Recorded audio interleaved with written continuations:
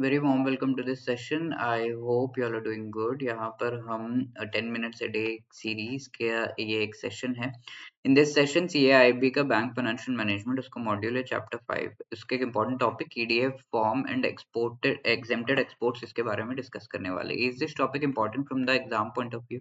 किस तरह का क्वेश्चन आ सकता है और कौन से सब टॉपिक्स इसमें हमें अच्छे से पढ़ने हैं, ये सब हम डिस्कस करेंगे in this session. But before moving ahead, CIB exam की प्रिपरेशन और इजी हो जाती है if you have an idea of the previous year questions, most important topics and MCQs. So इनका बढ़िया PDF डॉक्यूमेंट हमने बनाया है which you can download by clicking the link given in the description. Okay, so today we'll be discussing about the EDF form.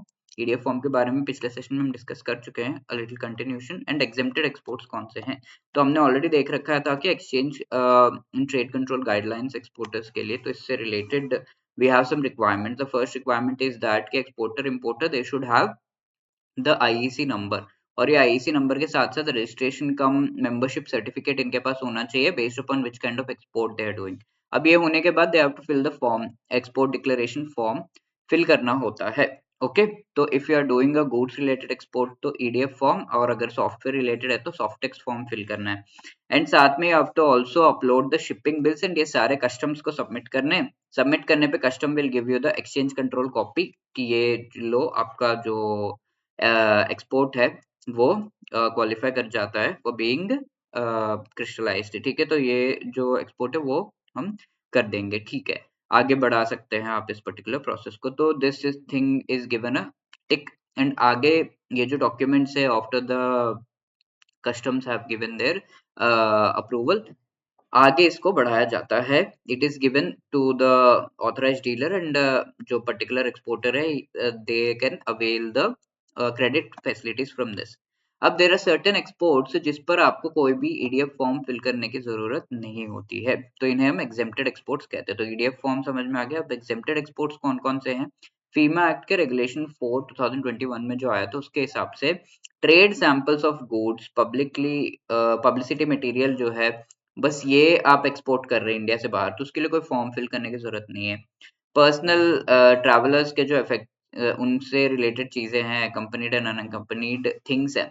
ठीक है, तो आप let's say कोई ज्वेलरी अपने साथ ले जा रहे हैं, आप लेट्स से कोई बैग वगैरह ले जा रहे हैं, तो उसके लिए कोई एक्सपोर्ट रिलेटेड फॉर्म आपको फिल करने की जरूरत नहीं। Ship store transshipment cargo and goods supplied under the orders of the central government officers, military, navy, air force वगैरह की चीजें हैं, तो उससे रिलेटेड EDF फॉर्म फिल करने की जरूरत नहीं है। गिफ्ट्स अगर उनका वैल्यू 5 लाख से कम का है तो उससे रिलेटेड कोई EDF फॉर्म फिल करने की जरूरत नहीं है।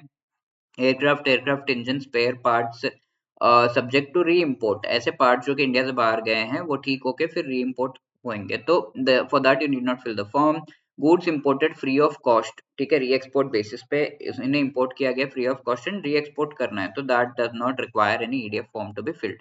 Similarly, if there is any following goods which are permitted by the development commissioner of the special economic zone SEZ के अंदर, electronic hardware technology parks STPI के अंदर, ये जो गुड्स है जो कि री एक्सपोर्ट करने हैं, इंपोर्ट किए गए, now they are required to be re exported, so need not to be having the EDF form being field.